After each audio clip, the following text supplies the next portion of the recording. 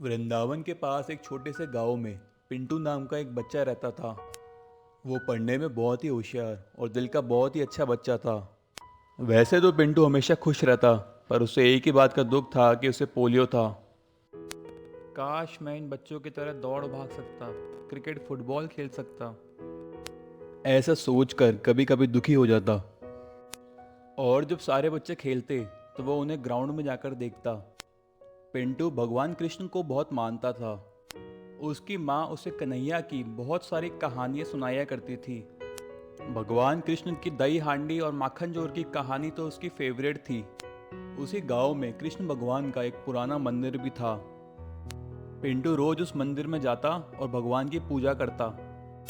जन्माष्टमी आने वाली थी और सब बच्चे दही हांडी फोड़ने का प्रोग्राम बना रहे थे। पिंटू बोला, क्या मैं तुम्हारे साथ खेल सकता हूँ? अरे दोस्त, लेकिन तुम ऊपर कैसे चढ़ोगे? अच्छा तो यही होगा कि तुम यहीं खड़े रह के देख लो। पिंटू को यह बात सुनकर अपने पोलियो होने पर बहुत दुख हुआ। उसने घर जाकर अपनी माँ को बोला, माँ मेरा भी मन है दही हांडी फोड़ने का, पर चाहते हुए भी मैं ऐसा नहीं कर सकता। निराश मत हो बेटा, कल जन्माष्टमी है। सच्चे मन से भगवान कृष्ण से जो मांगोगे वो तुम्हें मिलेगा। भगवान कभी किसी को मना नहीं करते। पिंटू उसी दिन शाम को मंदिर जाता है। शाम को जब आरती हो जाती है तो वो मंदिर में बैठ के सोचने लगता है कि उसी को पोलियो क्यों है, क्यों वो दौड़ भाग नहीं सकता। ऐसा सोचते सोचते उसकी आंख लग गई और उसे मंदिर में ही रात हो गई। रात को उसकी आंख खुलती है। हे भगवान, मैं तो मंदिर में ही रह गया। माँ मुझे ढूंढते हुए परेशान हो रही होगी। वो अपनी छड़ी देखता है, पर उसे अपनी छड़ी कहीं नहीं मिलती। उदास होकर वो भगवान को बोलता है, मेरे साथ ही ऐसा क्यों होता है? मदद करो भगवान। इतने में उसने देखा, सामने मूर्ति में से तेज प्रकाश आ रहा है।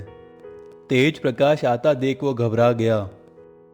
उसने देखा भगवान कृष्णा उसके सामने प्रकट हो गए। बेटा पिंटू, तुम बहुत अच्छे बच्चे हो। क्या आप सच में भगवान कृष्ण हो? क्या आप मेरी मदद करोगे? हाँ पिंटू, मैं तुम्हारी सारी परेशानियां जानता हूँ और उन्हें हल करने ही आया हूँ। तो क्या आप मुझे ठीक कर सकते हैं? मुझे भी कल दही हांडी फोड़नी है। हाँ वत्स, ये लो जादुई पंख, इसे अपने पास रखो। जैसे ही तुम इसे अपने पैरों पर लगाओगे तुम एकदम ठीक हो जाओगे और खूब दौड़ भाग पाओगे। इतना कहकर कन्हैया जी गायब हो गए। अब शाम की खुशी का ठिकाना नहीं रहा। उसने पंख अपने पैरों पर लगाया और चलने की कोशिश की। कुछ देर चलने के बाद, ये मेरे पैर सही हो गए, यप्पी। अब वो दौड़ता हुआ अपने घर जाता है और घर पे सारी बातें अपनी माँ को बताता है। अगले दिन दही हांडी महोत्सव में पिंटू सबसे ऊपर चढ़कर दही हांडी फोड़ता है और बहुत खुश हो जाता है।